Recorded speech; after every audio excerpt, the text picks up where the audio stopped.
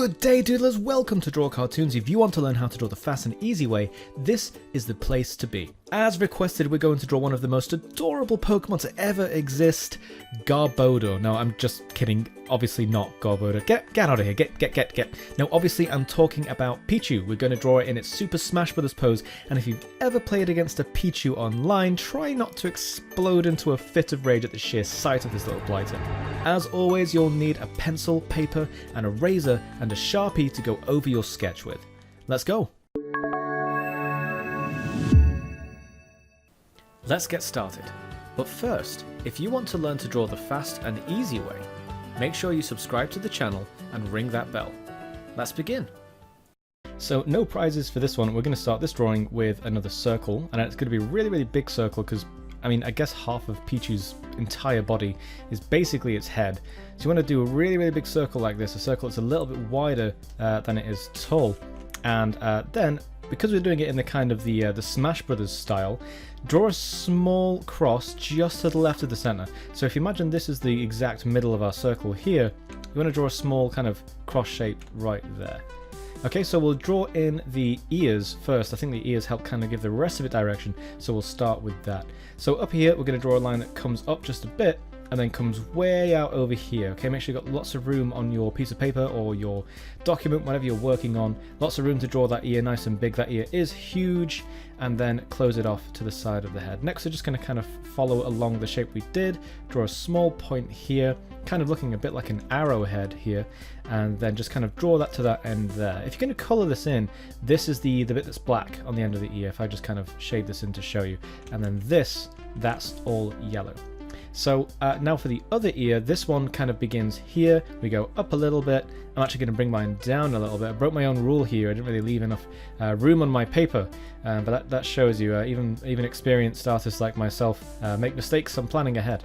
So just draw it up to about there and bring it down and make sure you have a nice kind of like width here, if that makes sense, where it connects with the rest of the head. And again, I'm just going to kind of draw in that black pattern, that little kind of arrowhead shape at the end, and then close it off like that. Now the head shape, the head silhouette rather, is pretty much done. So at this point I think it's good to draw in the body. The body's only small, it's just a small kind of dumpling shape just sitting underneath the head, and it comes back like that. So just, if you notice, I've started this body a little bit more to the right. It's not quite central. If it was central it'd be about here, but it's not. It's a bit nudged more to the right, and then on this side it's quite close to where the head begins to kind of curve up. So do your best to kind of envisage that when you draw your own Pichu. And then right at the very bottom, we're going to draw a small blob that touches the floor like that. Because this Pichu pose, this particular pose that he's doing in Smash Brothers, is kind of like a pirouette. It's kind of like a ballerina pose, because it's adorable, I guess. And then there's another foot coming out over here at the back, just kind of hovering off the floor. That's not touching the floor. If you want to kind of picture it, the floor is about here, so I'll just draw the floor in there like a shadow so you can kind of see where that is. And now for the arms. Now an arm starts here, okay, and we're going to bring it out to about here, curve it just like we did the feet, and then bring it back in towards the torso to about there. Don't bring that too far in, don't bring it like that far in. You want to close it off just about there on your own drawing. We'll add a small thumb to the top of the hand, or I guess it's a paw really, with it being an animal, so to speak. And then on this side we're going to do the same. It's going to be a small arm just kind of jutting out here, and we're going to close it off as we reach the chest. So don't go any further than that. You might want to add a little thumb at the top again, just like that. Now at the top of the torso, at the very top where the neck would be, if Pichu's actually had a neck, we're going to add a small kind of zigzag shape pattern here. So there's a small one, and then there's three big ones, one long one kind of medium one, another big one, and then one really small one to close it off. Okay, that's the pattern that Pichu has on its chest. It's kind of like 5-point shape with two kind of long ones and then a medium one right smack bang in the middle. Now we've neglected the face for a little too long, so we might as well draw that in now. So you can start by drawing a circle on this side, and if you're willing to pull this off, try and draw that circle so it's kind of a little bit squished sideways, but as tall as it should be vertically, if that makes sense. Because this face is curved like this, because the character's kind of facing this way. It's not facing us directly, it's not looking at the camera, so to speak. Our character's actually facing this way. So if you picture that, if you look in a mirror and you turn your head a bit to the side, just a little bit to the side, this eye will be a little bit smaller than this one because that's nearer us now. It's all about perspective. It's kind of advanced, but I'm pretty sure you guys can do it. You've been watching the channel for a while, so it's probably something you guys can tackle by now. I believe in you. You should definitely go for it. So the other eye, so that this will make sense, I'll just draw it in for you. The other eye is a little bit bigger. It's a little bit wider, and it sits about here. Okay? Maybe not quite as high as I've done it. You want to keep it more or less the same height as the previous eye, but you do want to make it wider because it's on a nearer side of the face to us than this eye is. This eye is a little bit further in the distance from where we're looking, and this one is pretty much dead on. Okay, so that cross, we can get rid of that now because that cross was pretty much there to help us keep the eyes separate. I think this eye isn't quite tall enough, so I'm just going to fix that real quick. Okay, and now for the nose and mouth. The nose is the easiest thing in the world to draw. Absolutely, there's nothing easier than this. It's just a little dot like that. That's all it is, just a little dot, tiny little dot. And then we're going to give him a big smile. So we're going to draw a small line just sitting underneath that, and then a curve down like this, so it looks like a D that's kind of sitting on the curve rather than standing the right way up. And then just inside we're going to give it kind of a line here to show the tongue. So if you can picture it, that's the kind of inside of the mouth there where I just shaded in, and that's a tongue. It's really useful at this point to improve your drawing by adding a bit of shine in the eyes. And I like to do this right in the corner of the eyes. Okay, and all it is it's a small curve in the essentially the corner, if you like, of the eyes. Eyes don't have corners, you know what I mean.